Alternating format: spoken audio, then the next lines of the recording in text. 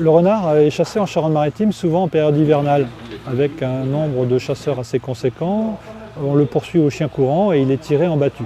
Alors que la chasse estivale du renard est une chasse individuelle, elle va permettre donc aux chasseurs d'approcher de façon furtive un renard qui est en période d'activité et donc essayer de le tirer à la carabine, souvent muni d'une lunette et de façon très précise. Elle est autorisée depuis une dizaine d'années en France. Et la Fédération départementale des chasseurs a eu l'idée de mettre un stage en place, tout simplement pour faire découvrir cette technique de chasse.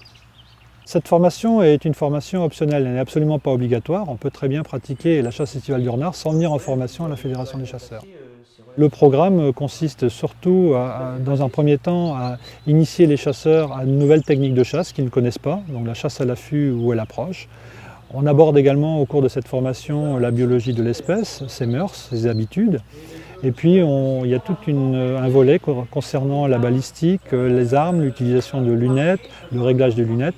Et puis le dernier atelier qui est très apprécié des chasseurs, qui consiste à les former au tir de précision.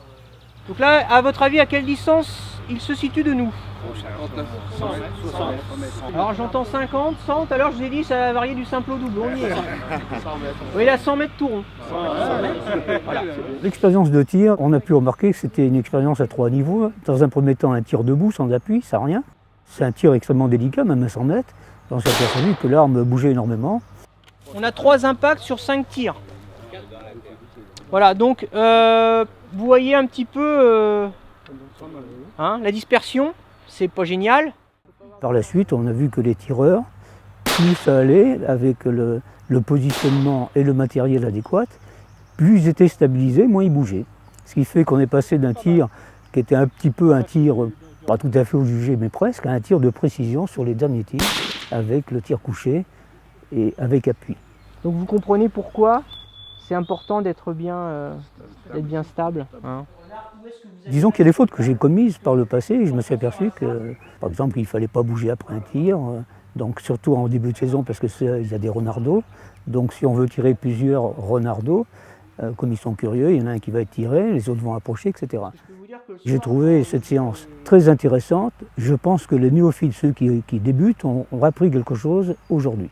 À l'origine, cette formation initiée par la Fédération des chasseurs était à la demande de quelques chasseurs qui étaient démunis devant la nouvelle réglementation mise en place par les possibilités de chasser le renard en été. Et puis au fur et à mesure du déroulement de ces formations, on s'est rendu compte que le bouche à oreille a très bien fonctionné. Aujourd'hui, on est d'ailleurs un petit peu dépassé parce qu'on rencontre un franc succès. Les chasseurs de Charente-Maritime sont en effet très intéressés par cette technique de chasse qu'ils ne connaissaient pas. Certains ont même beaucoup de succès puisqu'ils arrivent à prélever ainsi une dizaine de renards en période estivale. Et on est plutôt fiers d'ailleurs d'avoir participé à cette initiation.